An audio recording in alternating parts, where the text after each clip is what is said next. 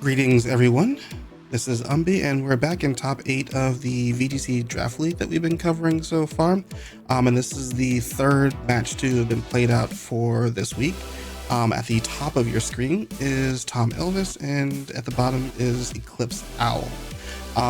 Now, I think just straight off the bat, TomElvis's team, I like the Celesteela here. It deters the Chansey and the Shuckle from being factors here, along with a couple of other benefits paired with Pokemon like the Grimmsnarl. Grimmsnarl, who's just a solid utility defensively or offensively to have around. And then you also have Rotom Wash. So EclipseOwl does have G-Max Blastoise in their team, and I think either that or Rillaboom are great ways to try and contest it. And then lastly, Entei, I don't mind as well. Nice defensive utility versus both Heatran and Rillaboom. Heatran does get Earth Power, but something like an Assault Vest with a Snarl set makes it tougher for Heatran to do its job. I think there are some missed opportunities with the Raikou and the Lopunny on the team, though. Raikou may have been a way to kind of deter Blastoise as well, having a way to hit it effectively. But the Lopunny, I'm not quite sure. I've seen it in a previous match where they activated weakness policy on their Galarian Articuno through the use of Fling. So it's kind of relegated to these, just for lack of a better term, cheesy strategies to try and get off before the opponent can react. We'll see what it does here. I already am aware of the results and the strategy in this match. As TomElvis posted a video of their point of view, so I'll leave a link in the description to that. On the other end, though, EclipseOwl, I think it's very hard to go wrong with this particular lineup. Like I mentioned, with Chansey and Shuckle are alternatives, and they're kind of hindered by the Celesteela. They also have G-Max Blastoise, which I don't think is actually bad into TomElvis's team, but not the worst thing if you leave it behind at home. And then the last thing would be Lapras, which I don't really see excelling outside of Trick Room. Now we do see Porygon 2 is on the team, so Trick Room is an inevitability here, but they're leaving that up to Regirock as his partner for excelling under Trick Room. Kind of going for what looks like to be a dual speed mode here, since they do have Thundurus, who wants to stay a little bit faster than the rest of the team. And it'll nullify Raikou, so it does end up being the fastest Mon effectively versus their squad. So let's go ahead and get straight into the game. Now we lead off with the Grimmsnarl and the Heatran versus Entei and Raikou. I think Entei Raikou is not a terrible lead. If they led something like Fake Out on Grimmsnarl or Fake Out from Rillaboom, the inner focus will protect them from getting flinched. Now right away, they both Dynamax their Fire-type options and launch Max Quake right into each other. So they're trying to get this early lead where they stack up defenses and then try and win the game from there. Entei a little bit in the lead as far as damage goes into as it's about to take out the Grimmsnarl. Though Heatran trying to steal back momentum, it did have the Shuka Berry to reduce damage further. But unfortunately, they're going to go ahead and pick up a knockout into the Grimmsnarl. They also have a ton of special defense stacked in, so Heatran doing damage at the very end of these Dynamax turns is going to be difficult. And also, we get a Sacred Fire launched to the Rillaboom. Doesn't quite kill, just barely misses the mark, but a ton of damage done as they get 2 knockouts. The Woodhammer recoil is going to go ahead and finish the job. So now we're dealing with a 3v2. It's going to be hard to steal this back with Heatran's special attack neutered by the Snarl from Raikou. But though Raikou is a little bit nullified as well, since it can't attack into the Thundurus, it just has to keep snarling, which is not the worst thing. The Rotom is going to have to keep launching Hydro Pumps into the Thundurus. It doesn't mind the Heatran sitting there launching the attack. It's not going to be doing too much.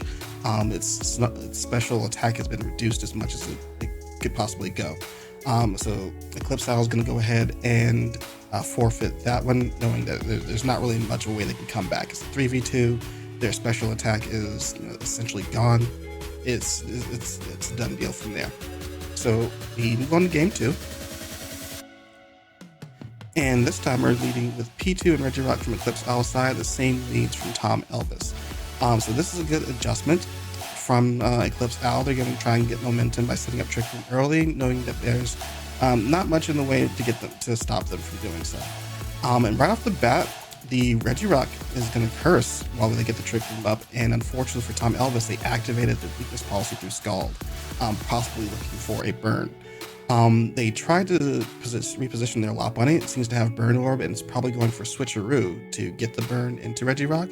But since it hasn't led, getting that status off is tricky. It didn't have a shot there. They go ahead and launch a Max Quake into Raikou to get a quick pickup there.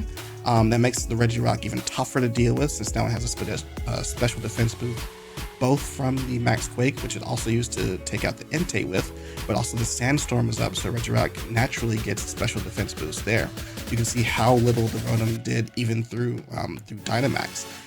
So yeah, big 3 quick KOs from the Regirock, well positioned, well boosted. And then even if Regirock goes down right here, Rillaboom just gets to pick up the KO very quickly here. The Rindo Berry does as much as it can, but it's still taking a ton of damage, what with Grassy Terrain up and Rillaboom being naturally strong. So, and then the Grassy Glide goes ahead and finishes off the job. So we're here at 1-1, moving into game 3 for all the marbles to make it into top 4.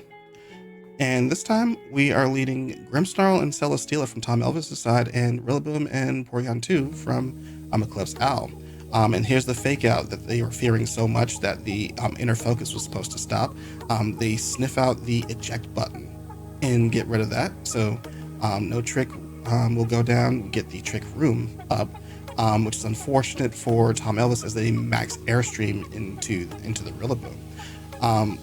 They get to U-turn to reposition, saving the Rillaboom's health for another day. And now Heatran is in to contest with both the Celesteela and the Entei. Thunderbolt goes out for P2 to get a little bit of chip damage and also get a Max Quake to do major damage to Entei. And if Celesteela is special, they also get to reduce some of the damage there. Sugar Berry comes in to reduce damage from the Max Quake. And we have this is a well-positioned Heatran versus TomElvis' team. No Dynamax available, still a couple of turns of Trick Room left. Max Flare goes out doing exceptional damage into the Celesteela, who reveals Earthquake. It knocks out two Pokemon, one being its own, further improving the position on EclipseOwl's side. Still one last turn of Trick Room left. Thunderbolt's going to pick up the KO on the Celesteela, and Heatran gets a Steel Spike to clear the Grimmsnarl. So now it's effectively a 3v1, and the last Pokemon is Raikou. Can't imagine that they're doing too much damage here. I'm going to scout out exactly what they're doing. P2, just really bulky. He's going to set up another Trick Room to give them an advantage. I'm going to reserve some special attack from the Heatran, who's doing a lot of damage in the sun now through the Heat Wave. But yeah, Raikou on its own in Trick Room is destined to go. It's going to fall to the Regirock here. All right, so well played to both players.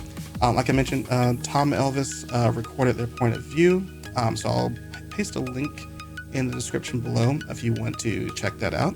I think EclipseOwl did a particularly great job adjusting both in games 2 and game 3. The P2 positioning the Regirock for a snowball game in game 2, and then throwing them off with game 3 using the fake out onto the Grimmsnarl.